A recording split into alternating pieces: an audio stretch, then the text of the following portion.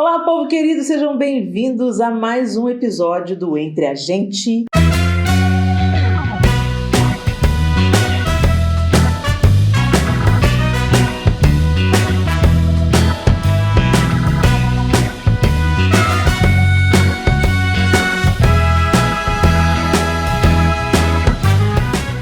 Esse programa que de uma maneira bem leve a gente tenta responder as dúvidas de vocês, cooperando com vocês, e é claro que a palavra de Deus é o nosso norte. Amém. E a gente acrescenta aqui também as coisas que a gente tem aprendido com a nossa vivência, com histórias, atendimentos que fazemos e com o nosso próprio aprendizado. O João está participando com a gente dessa temporada e está sendo bom demais da conta, não tá, gente? Então, vamos para as perguntas de hoje. Manda, Miguel. Primeira pergunta de hoje, pergunta da Priscila SCM. Vocês acham que é possível ser empresário no Brasil e ser totalmente honesto? Claro. É possível. Não vai ser... sabe aquela história, aquela velha história, quem achar a sua vida perderá, quem perder a vida por amor de mim a encontrará? Eu acho que é momentos como esses. A gente, sendo um empresário no Brasil, um empreendedor no Brasil... fazer o que é errado, às vezes, vai ser o caminho mais rápido, mais fácil. Às vezes, para fazer o que é correto, toma de você um tempo colossal, te cobra impostos altos, mas eu acredito que andar na luz sempre é a melhor alternativa, porque diante disso nós temos o respaldo do Senhor sobre nós, né? E a gente faz porque amamos o Senhor. Então a gente quer fazer, não o que é mais fácil, mas fazer o que Jesus faria se estivesse no nosso lugar. E não é só em relação a quem é empresário, né? Eu acredito que deve-se ter colocado empresário porque deve ser uma pessoa que perguntou envolvida com essa questão. Uhum. E tem muitas situações que o empresário tem que enfrentar, a questão de tributos, né? De obrigações sociais. Para se manter uma empresa hoje em dia é muito complicado no Brasil, mas de um modo geral... Todos nós vamos viver situações em que a gente acha que está sendo lesado por estar fazendo algo que é lei, né, que foi estabelecido. E não precisamos ir longe na questão profissional ou de um empresário, não. Eu me lembro uma vez que eu estava dando aula num colégio aqui de Belo Horizonte, chamado Colégio Cristão, e na época nós tínhamos ainda o ensino fundamental, era até a 8ª série, e a partir daí começava o ensino médio, 1º, 2º e 3º anos, né? E a turma mais antiga do colégio estava concluindo a 8ª série, e aí no ano seguinte eu entrei para essa escola e essa turma foi a primeira turma que começou o ensino médio. E a escola tinha uma regra. Todos os alunos, no início da aula, eles tinham que formar uma fila ali no pátio para aguardar o horário que batia o sinal para iniciar as aulas. Uhum. E os alunos que estavam entrando no ensino médio, primeiro ano do ensino médio, os alunos mais antigos, os mais velhos da escola, né, começaram a reclamar, falaram assim, poxa, professor, intercede por nós, porque nós já estamos no ensino médio, temos que fazer fila para subir com todos os alunos para dentro de sala de aula. Será que a escola não entende que nós já somos capazes de ir diretamente para a nossa sala de aula sem ter que ficar formando fila no pátio? Eu falei com eles assim, olha, eu tenho certeza que vocês são capazes, mas vamos combinar uma coisa? Porque estava havendo uma situação complicada de alguns alunos não estavam cumprindo, os disciplinários estavam com um problema de ficar buscando os alunos de volta para ir para a fila, para depois ir para a sala. Eu disse para eles, olha, se vocês têm uma regra que vocês têm que cumprir, mas acham que a regra é injusta ou que não se aplica ainda a vocês, vamos fazer o seguinte, cumpre tudo direitinho para que vocês tenham know-how, para que vocês tenham a capacidade de serem ouvidos, porque vocês cumprem tudo direitinho, faz tudo direitinho, mesmo não gostando, mesmo entendendo que é uma regra que já pode ser dispensada no caso de vocês, por serem maduros o suficiente, cumpre, e cumprindo a regra, vocês vão fazer uma notificação para a diretoria explicando os pontos e eles vão avaliar e eu tenho certeza que vai dar certo. E dessa forma funcionou. Eles cumpriram com aquela regra que, na opinião deles, não se aplicava mais a eles Mas eles, ao invés de agirem de forma rebelde ou descumprindo algo que estava estabelecido, eles cumpriram e apresentaram as suas ideias, reivindicando uma mudança daquela regra e foram atendidos. Okay. Então, a gente tem que cumprir mesmo que sinta que há uma injustiça, para poder fazer as nossas reivindicações e, quem sabe, modificar algo. Pergunta da Jaiane Ostenberg. Fala, Jaiane. Gostaria de perguntar sobre as passagens bíblicas de Paulo, quando ele fala que as mulheres devem ficar caladas na igreja. Se quiserem saber algo, perguntem aos seus maridos. É assim mesmo que funciona? Essa passagem me deixa confusa. Não, era assim mesmo que funcionava naquele contexto que Paulo estava inserido. Gente, a gente tem que entender que há uma série de costumes, não que o que Paulo estivesse ensinando seja para ser colocado à prova ou em dúvida. Era o que era para ser dentro daquela realidade. A gente também, por isso que é tão importante, gente, a gente estudar a palavra de Deus, não apenas lendo a Bíblia. É importante você ter um material para te ajudar a ler a Bíblia. Hoje nós temos o comentário bíblico, por exemplo. É uma resposta longa demais para eu dar para vocês aqui, que toca vários assuntos, vários aspectos. O usar véu na igreja, mulher não poder falar na igreja, né? E isso tudo estava dentro de um contexto cultural e dentro de um contexto específico naquelas comunidades a quem Paulo estava comunicando.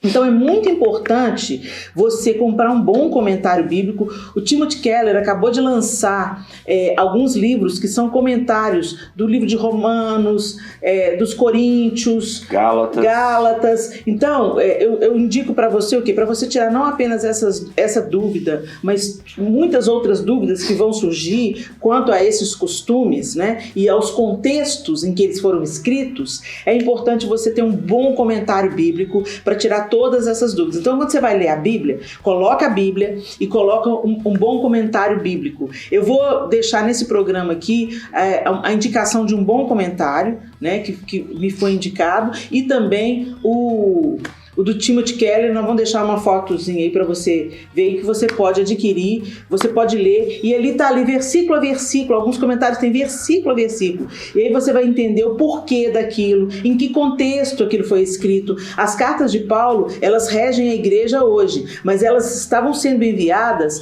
para aquelas igrejas na Galácia que tinham um jeito em Corinto, em Roma, em Éfeso, um jeito completamente diferente. Muitos deles estavam saindo, estavam inseridos numa realidade de paganismo, de prostitutas cultuais, entendeu? Onde a mulher no culto pagão tinha um outro papel. Então é muito importante você entender o contexto, tá? Paulo não está dizendo nada errado, mas ele estava ensinando aquilo dentro de um contexto específico, ok? E eu não quero aqui de uma maneira banal, desfazer o ensino que você está recebendo. Estou falando aqui que como você está recebendo, o ensino é errado. Por isso que eu estou te indicando um bom comentário bíblico, onde você vai poder tirar suas próprias conclusões, entendendo em que contexto cultural aquilo foi escrito, e isso vai esclarecer você, vai suprir você completamente, sem aqui eu tocar ou eu desfazer da sua igreja, da doutrina que está sendo ensinada na sua igreja, ok? Sem passar por cima de nenhuma autoridade. Exatamente. Né? Agora, a Bíblia, se não me engano, no livro de Tito, você me corrige aí se eu estiver confundindo, não sei se é Tito ou Tiago, mas acho que é Tito. Fala que as mulheres mais velhas devem ensinar as mais novas. As mais novas, exatamente. Então, o ensino é algo que a Bíblia, nesse caso, está recomendando as mulheres exercerem. É porque ela tá falando... Ela está falando no contexto da culto, igreja. No contexto do culto, né? Então, eu tenho certeza que o comentário bíblico vai te situar, né? E vai esclarecer tudo no seu coração. Tenho certeza que vai ser muito bom. E para você que não fez a pergunta, mas está assistindo, gente, leia a Bíblia com um bom comentário bíblico. Tá aí a nossa sugestão de um comentário que nós recomendamos, é o comentário que a gente usa, e faça isso. Você vai ter uma outra visão da Bíblia. Pergunta misteriosa. Pergunta misteriosa. É quando a gente não quer, é de conteúdo delicado e a gente não quer expor a pessoa que fez a pergunta. Se uma irmã de sangue morre e acabo cuidando dos filhos dela e diante disso me envolvo com o meu cunhado, isso é pecado? Não, se você for solteira, o seu cunhado está viúvo, você é solteira. Se você for solteira, não. Mas que tipo de envolvimento que é esse? Vocês estão indo para a cama juntos? É errado. Se você quer assumir um relacionamento com o seu cunhado, se você está gostando do seu cunhado e seu cunhado está gostando de você, você já está cuidando dos filhos da sua irmã, não tem nada de errado. Nós temos aqui. Tem um exemplo na minha família. Quando eu tinha 9 anos, o meu pai faleceu. E meu pai tinha um irmão mais novo, 1 ou 2 anos mais novo. Na época que meu pai faleceu, esse meu tio solteiro, 4 anos depois que o meu pai faleceu, na verdade 3 anos depois, esse meu tio começou a frequentar mais vezes a minha casa e começou a namorar com a minha mãe, ou seja, ele era cunhado dela. E depois, quando completou 4 anos do falecimento do meu pai, minha mãe se casou com esse meu tio, que era cunhado dela, mas eles fizeram tudo direitinho. Não houve colocar os carros na frente dos bois. Fizeram tudo da maneira correta, casaram-se direitinho no civil, e o meu tio foi morar na minha casa após o casamento. Então, não é pecado, né? É algo até... quase bíblico. É algo até curioso e interessante. Brincadeira, gente, brincadeira. Seria pecado, como em qualquer outro caso, com qualquer outra pessoa, sendo cunhado ou não, se fosse feito de uma forma fora do casamento, você começar a se relacionar com aquela pessoa sexualmente, sem ter assumido o compromisso, que é o que nós acreditamos, que dá permissão e deixa tudo tranquilo para que haja um relacionamento sexual e pleno. Você assumiu um relacionamento, um casamento. Então, se o seu cunhado agora está se sentindo atraído por você, ele está viúvo, se você sente uma atração pelo seu cunhado e você é solteira, né? Então, nada impede de vocês assumirem um relacionamento, cuidar dessas crianças juntos, protegidos pelo casamento. Isso. O pecado é ter uma relação leviana, fora do casamento, um caso, uma affaire, né, com o seu cunhado. Isso é pecado, sim. Pergunta da @tagarcia. Fala, Tá Garcia. Vocês fazem devocional juntos? Existe entre vocês algum tipo de cobrança nesse sentido? Não existe um tipo de cobrança, porque a gente entende que a cobrança não leva ao florescimento de um relacionamento espontâneo, né, com Deus. Nós oramos juntos, mas o devocional a gente não faz junto. Nós oramos juntos, oramos um pelo outro, oramos pelos nossos filhos, pela nossa casa, pelas questões comuns, pelos sonhos que a gente sempre ora juntos, né? Principalmente pelos nossos filhos. Nós oramos muito juntos pela vida deles. Agora pela nossa filha na lei, né, que é a Thaís. Então nós oramos hoje pelos nossos 5 filhos, né? E às vezes a gente tem um projeto, um sonho, uma decisão para tomar e sempre a gente ora juntos. Oramos por amigos que estão atravessando problemas. Agora, aquele momento devocional, um momento de leitura da palavra, de uma oração individual, onde a gente rasga o coração assim diante de Deus, a gente faz individualmente. A gente não compartilha esse momento de devocional, a gente faz separadamente. Não quer dizer que não possa haver momentos em que seja feito juntos. E existem esses momentos, às vezes períodos, porque tem alguma coisa, algum propósito que a gente está junto. E inclusive não apenas marido e mulher, mas a família, né? Durante muito tempo eu desenvolvi um devocional com os meus filhos ali num período antes deles saírem para a escola, porque eu saía junto com eles, então eu acordava juntos e eu já fazia um devocional com eles e a Helena estava dormindo ainda, não participava.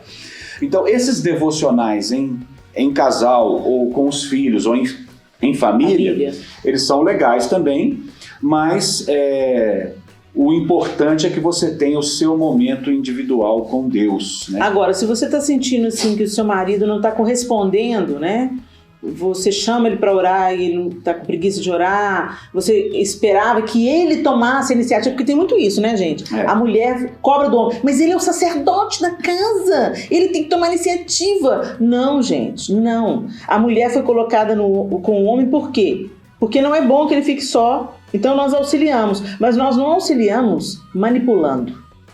Nós auxiliamos, antes de tudo, contando a Deus sobre o nosso marido, falando com Deus, colocando a vida do nosso esposo diante de Deus. Senhor, eu estou orando pelo João, Pai, em nome de Jesus, que o João te conheça cada dia mais. Amém. Que o João se relacione com o Senhor cada dia mais.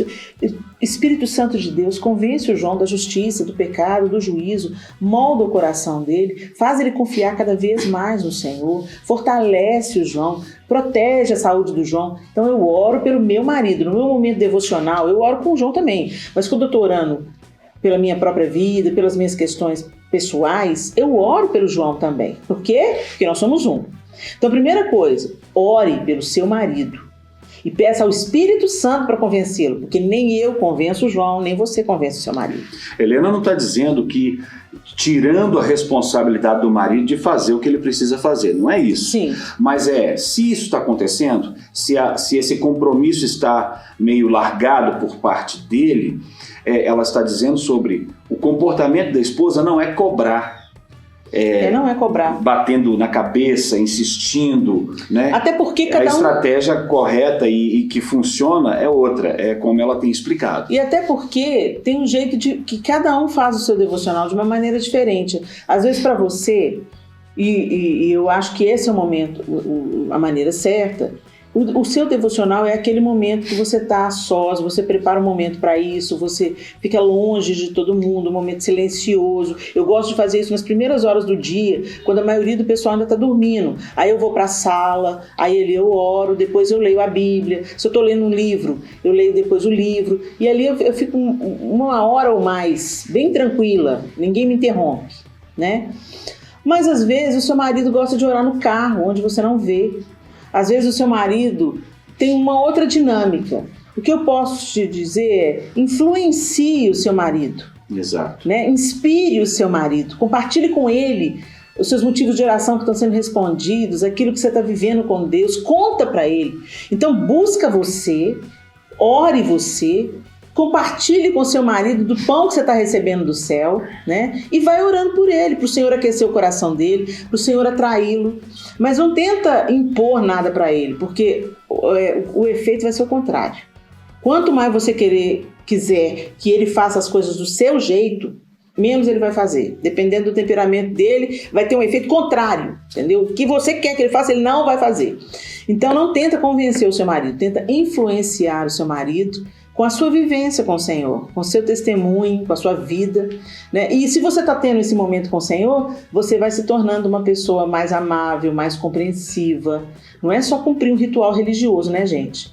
O devocional ele tem que gerar primeiro fruto em nós, nos tornando mais mansas, mais tranquilas, mais confiantes. E vai gerar, né? Vai gerar certamente e não tem jeito. Isso vai aparecer com aqueles que estão convivendo ali próximos, né? É isso aí. Última pergunta. Pergunta da Emanuele Stephanie. Fala, Emanuele. Qual lugar em Israel vocês dois mais gostaram de conhecer? Ai, não fala isso comigo. É difícil falar um lugar que a gente mais gostou. São tantos lugares. Israel foi o lugar que a gente mais gostou. Israel. Gente, porque não tem jeito, sabe por quê? Porque cada lugar ele tem uma simbologia diferente, né? Por exemplo, na Galileia, você pega um barco e atravessa o Mar da Galileia, né? Nos nossos congressos a gente tem esse passeio de barco. Você está ali, aquele ambiente não foi modificado, as margens foram modificadas, mas é aquela água, é aquele grande lago chamado Mar da Galileia, né? Jesus andou sobre aquelas águas. Então quando você está andando ali de barco, você olha para aquela água, você olha para a paisagem ao redor, você pensa, meu Deus, aconteceu aqui foi o cenário, né? E é muito forte, não tem como você passar indiferente por isso. Por outro lado, você chega em Jerusalém, a cidade original da época de Jesus, ela está vários metros abaixo de onde está a cidade hoje. Por quê? Porque ela foi destruída e reconstruída, destruída e reconstruída várias vezes. Então, isso eles chamam de tel, né? Eles não tinham aquele cuidado. Destruir uma cidade, eles não tiravam as pedras. Não. Destruiu, jogava tudo no chão. Construía por cima.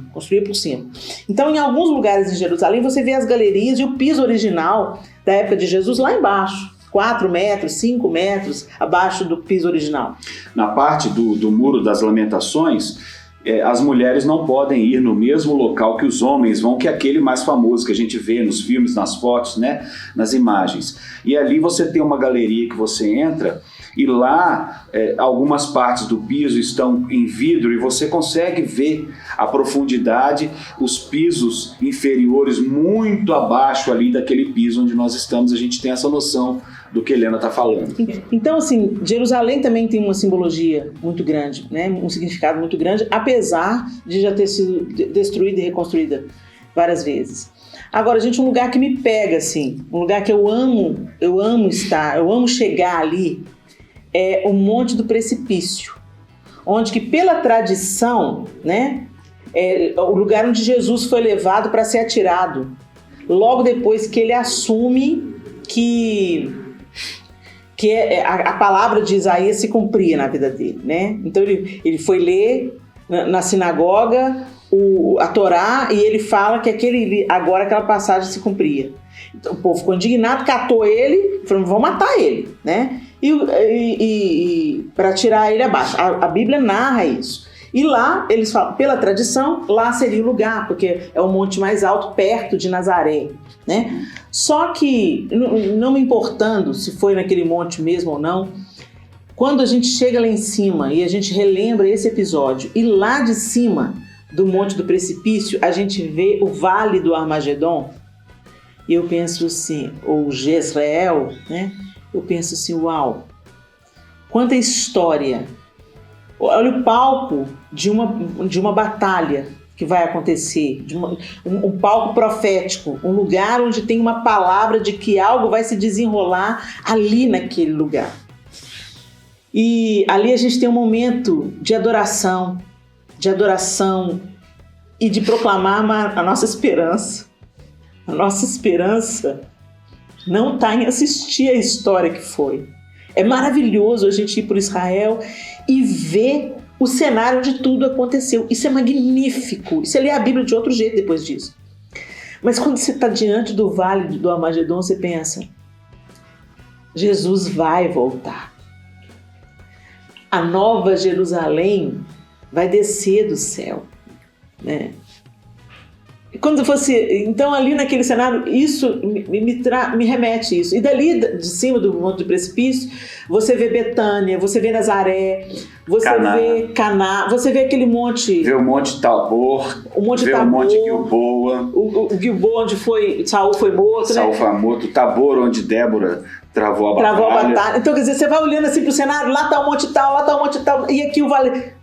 É incrível, eu amo. Uma outra coisa legal desse lugar é que a gente sempre chega ao entardecer.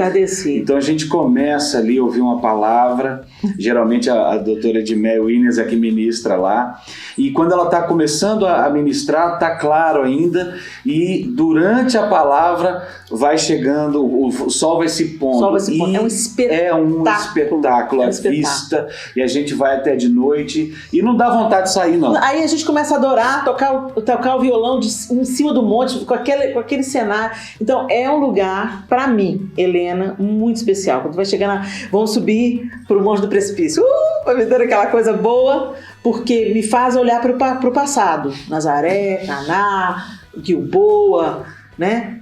Mas também me faz olhar para o futuro. Ele vem, Jesus vem, vamos adorá-lo. Então por isso que é um lugar muito especial para mim.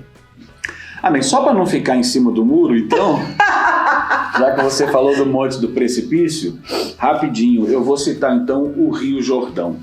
O local onde a gente vai no Rio Jordão para visitar e conhecer não é especificamente o local onde Jesus foi batizado, né? Mas é às margens do Jordão e a gente pode descer e entrar no Jordão e a gente tem certeza que foram naquelas águas que João Batista desceu Jesus, batizou Jesus, e é um momento da história tão importante para nós, e ali a gente tem a oportunidade de reviver esse momento, esse sacramento, e as pessoas são livres ali para poderem fazer uma renovação do batismo. Não é anular o batismo que você já passou para ele. É uma renovação para que você tenha uma memória legal daquele lugar. E eu acho que o ambiente ali no Rio Jordão, a gente também tem um tempo ali de adoração, e esse ambiente que ali é criado quando a gente vai visitar, é muito gostoso. A gente sente a presença do Senhor ali de uma maneira muito forte também. E outras histórias também estão conectadas ao Rio Jordão, né? Então, um momento também da gente recordar os mergulhos de Naamã, né? E tudo aquilo que Deus faz. É impressionante. Se você quer ir com a gente na Caravana de Israel, ainda temos vagas. Nós movemos a data, né? O 4º Congresso de Mulheres em Israel seria agora, em outubro, e ele se estendeu a data por causa da pandemia. Nós vamos, com a graça e permissão de Deus, no mês de maio de 2021. Algumas mulheres me perguntam se homens podem ir, só se forem acompanhando suas esposas ou irmãs. Homem desacompanhado ou mães. Homens desacompanhados não vão. Então, ou só vão maridos ou filhos levando suas mães, ou irmãos com as suas irmãs, ok? E em outubro de 2021, se Deus quiser, vai ter o 5º Congresso de Mulheres também. E aí vai ser um pouco diferente, porque além de Israel, nós vamos também na Turquia vão ser as 7 igrejas. E em dezembro de 2022, você que é jovem pode acompanhar o Miguel, nosso filho, a Thaís, nossa filha Nalei, o Gabriel e a Sabrina, que é um casal também de pastores de Campinas, que junto com o Miguel e a Thaís vão promover uma caravana para jovens. Aí um esquema todo diferente, o custo é menor, porque vocês também vão ter umas atividades mais voltadas para o jovem. E dezembro de 2022. Dezembro de 2022 vai ser tipo um mochilão mesmo, né? Vai ser uma grande aventura. E ninguém me perguntou, mas o lugar que eu mais gosto em Israel é Jerusalém. O Miguel tá falando, entenderam, né? O lugar que ele mais gosta é Jerusalém. E por que vocês gostam tanto de Israel? Isso tá virando um comércio. Pra muita gente é comércio, pra gente não. Pra gente é amor mesmo por aquela terra, por aquela gente que a gente ora tanto por eles, por judeus, por árabes. Nós oramos por aquele povo, para que eles tenham a revelação do Messias. Mas pra gente, é uma Bíblia em 3D. Não é possível você ir a Israel e abordando os assuntos que a gente aborda nos congressos de mulheres, levando com os guias maravilhosos que a gente tem, e é você voltar e continuar lendo a Bíblia do mesmo jeito. Não tem jeito. Você vai ser transformado, impactado por essa viagem. Então se programe. Se não no ano que vem, se não em 2022 com o Miguel, programe-se. E não tem que ir com a gente, não. Vá, faça um planejamento e vá a Israel. Porque vale a pena. É o único lugar da terra do qual eu sinto saudade sem ser a minha casa. Se você se interessou, quer mais informações para essas caravanas que nós estamos organizando, você pode procurar informações com a Gesher Turismo. Então é isso, nós telefones. Vamos colocar as informações aqui, tá bom? Procura a Gesher que eles vão te receber com todo carinho. E a gente se encontra, se Deus quiser, no próximo Entre a Gente. Lembrando, se você gostou desse programa, deixa o seu like, é importante para o canal. Se você não é inscrito, se inscreva, porque você vai receber as notificações de quando chegar novo conteúdo, e vem novo conteúdo por aí. Se preparem, porque tem coisa nova vindo para o canal. E a gente se encontra, se Deus quiser, na próxima semana, no próximo Entre a Gente.